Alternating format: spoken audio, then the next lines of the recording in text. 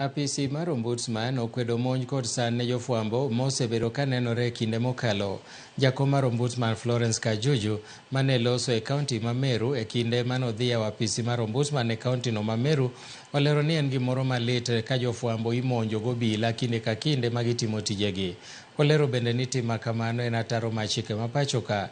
Ne osir ote mare gi maneja mar duol matayo weche mag fwambo Media Council of Kenya bade ma Masawa ma Ugwe ma Kenya Jackson Karanja.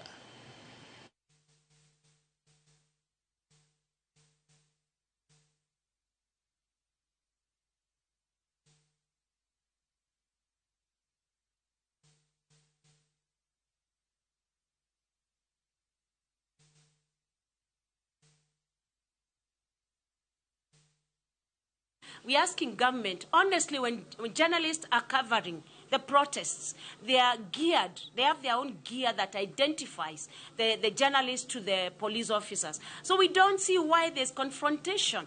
We don't see why this lady in Nakuru was shot, because you could see clearly that she was wearing the media uniform. So we're asking government to be able to ensure Kenyans have a peaceful protests if they must continue, and also allow that climate where all of us can exercise our freedom, our right to speak, and our right to demonstrate.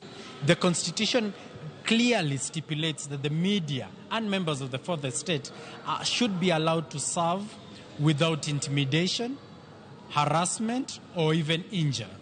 It is thus very disheartening when we have instances where journalists are being attacked in the line of duty. As an institution, we are reaching out and calling upon IPOA to make deliberate efforts to address these unwarranted harassment and attacks on members of the fourth estate.